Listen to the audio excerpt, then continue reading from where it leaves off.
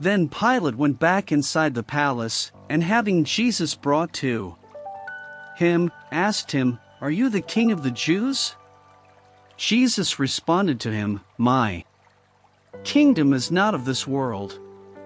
If my kingdom were of this world, my people would have fought to prevent my falling into the hands of the Jews. But my kingdom is not here." Pilate said to him, "Then you are a king?" Jesus replied, "You have said it, I am a king. I was not born and did not come into this world except to bear witness to the truth. Whoever belongs to the truth hears my voice." John 18 verses 33 and 36, 37. The future life. With these words, Jesus clearly refers to the future life, which, at every turn, he presents as being humankind's destination, and which should be the object of people's main concerns while on earth. All of his maxims refer to this great principle. Indeed, without the future life, the greater part of his moral precepts would have no reason for being. That is why those who do not believe in the future life, imagining that he is speaking only of the present life, either do not understand them or find them puerile. This doctrine, therefore, can be considered as the central factor of Christ's teaching, and that is why it is placed as one of the first at the beginning of this book, because it must be the goal of all persons.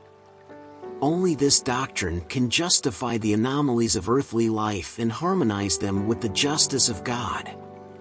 The Jews had only very imprecise ideas regarding the future life.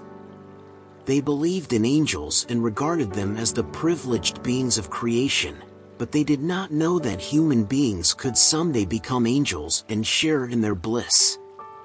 According to them, observing God's laws was rewarded with earthly possessions, the supremacy of their nation and victory over their enemies. Public calamities and defeats were punishment for their disobedience. Moses could not have said more than this to an uneducated people comprised mostly of shepherds, and who needed to be touched, before anything else, by the things of this world. After Moses, Jesus came to reveal to them that there is another world, where God's justice follows its course. It is this world that he promises to those who observe God's commandments and where the good ones will find their recompense. That world is his kingdom. It is there that he is to be found in all his glory and to where he will return upon leaving the earth.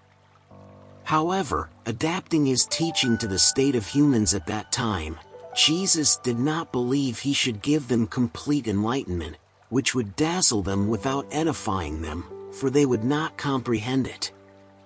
Thus, he limited himself to presenting the future life in principle, as a law of nature from which no one could escape. Therefore, every Christian necessarily believes in the future life, but the idea that many hold about it is vague, incomplete, and therefore erroneous on various points. For a great many, it is only a belief without absolute certainty, hence doubts and even disbelief. Spiritism has come to complete the teaching of Christ on this point as well as many others since humans have matured enough to comprehend the truth. With Spiritism, the future life is no longer a simple article of faith, a hypothesis. It is a material reality demonstrated by the facts, because eyewitnesses have come to describe this reality in all its phases and in all its peripeties in such a way that not only is doubt no longer possible, but the most commonplace intelligence can depict it in its true appearance just as one could depict a country about which one had read a detailed description. And this description of the future life is so circumstantiated.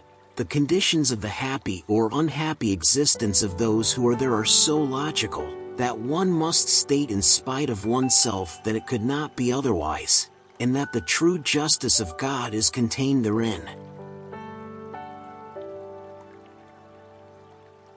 Everyone understands that Jesus' kingdom is not of this world, but might he not also have a kingship over the earth?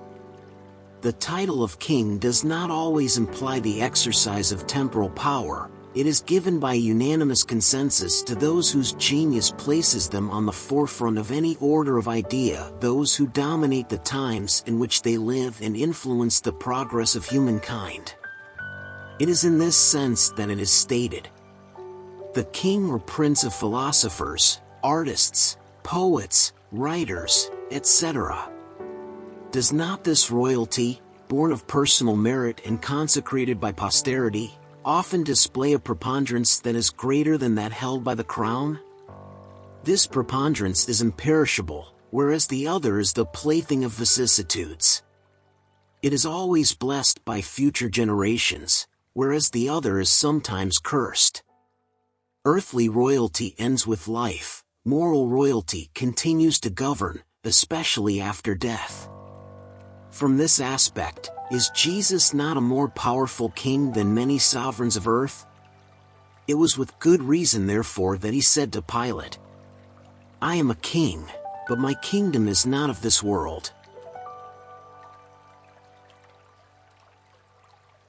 The clear and precise idea that one holds of the future life provides an unshakable faith in the future, and this faith carries enormous consequences for the moralization of human beings, because it completely changes the point of view from which they consider earthly life. For those who through their thought place themselves in the spirit life, which is limitless, corporeal life is no more than a passage, a brief stay in an ungrateful country.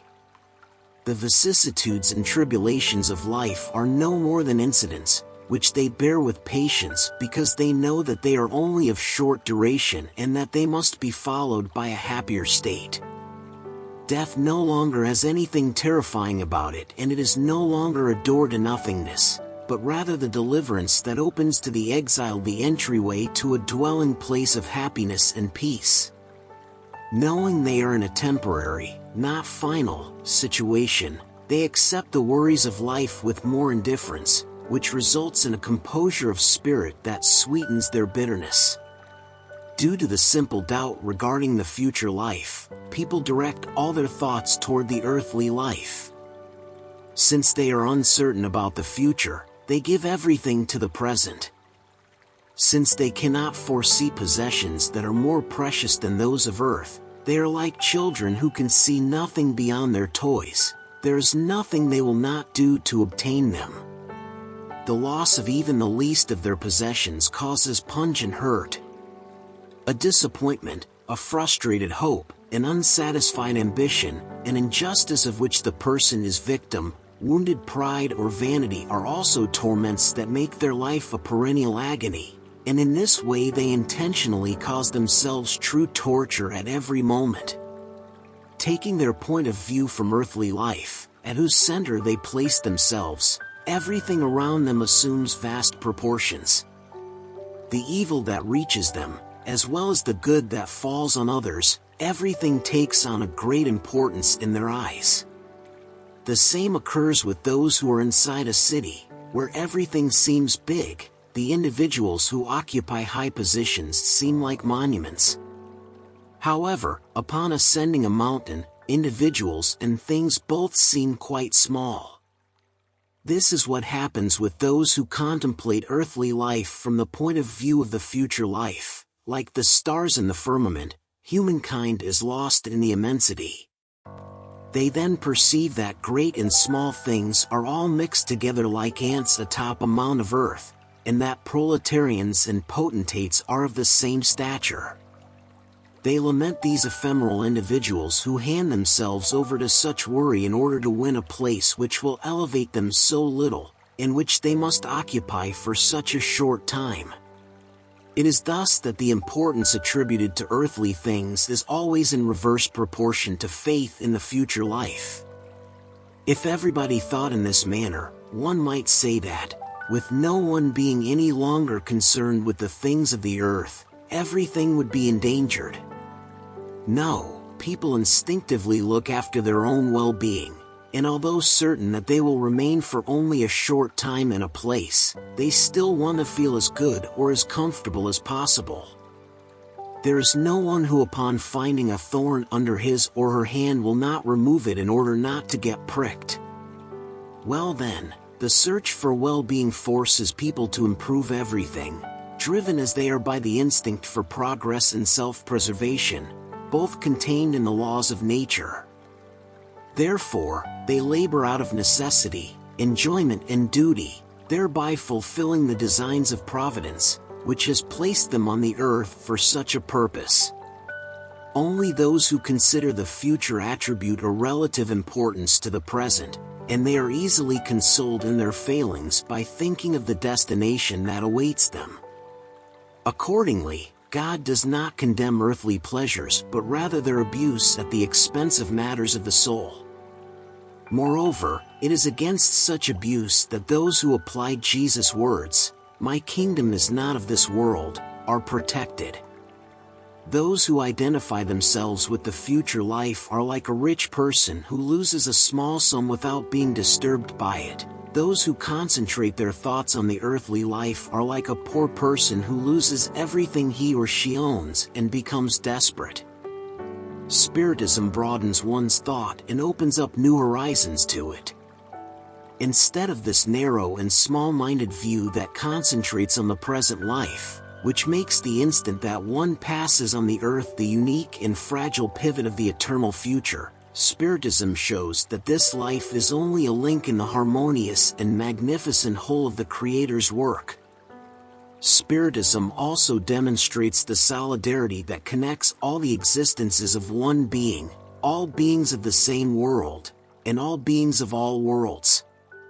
It thus provides a basis and a reason for universal fraternity, whereas the doctrine of the creation of the soul at the moment of the birth of each body renders all beings strangers to one another.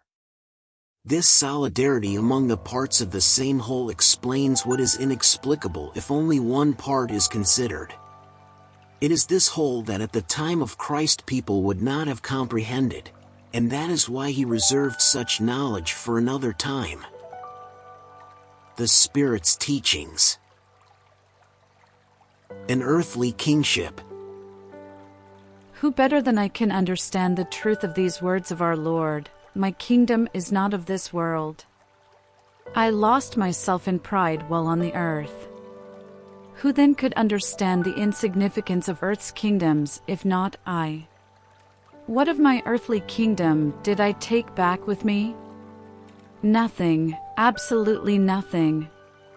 And as if to make my lesson more terrible, it did not even accompany me to the tomb. I was a queen amongst men. As a queen, I thought I would enter the kingdom of heaven. Such delusion, such humiliation, when, instead of being received as a sovereign, I saw above me, far above me, beings whom I had deemed quite small, and whom I had despised, because they were not of noble blood. Oh! How I then understood the barrenness of the honors and grandeurs that I so eagerly sought on earth. In order to prepare oneself for a place in this kingdom, self-denial, humility, charity in all its heavenly forms, and benevolence toward all are required. You are not asked who you were, or what position you occupied, but what good you did, the tears you wiped away. Oh, Jesus! You said that your kingdom is not of this world because one must suffer in order to reach heaven, and the steps of a throne cannot lead us to it, only the most trying paths of life do. Therefore, seek your path through the briars and thorns, and not amongst the flowers. People run after earthly things as if they were able to keep them forever, but here there are no more illusions. They soon perceived that they had only been chasing a shadow, and that they had neglected the only possessions that were solid and durable, the only ones they could use in the heavenly home, the only ones that give them access to it. Have pity on those who have not entered the kingdom of heaven. Help them with your prayers, for prayer brings people closer to the Most High. It is the link of union between heaven and earth. Do not forget that. A Queen of France, Havre, 1863.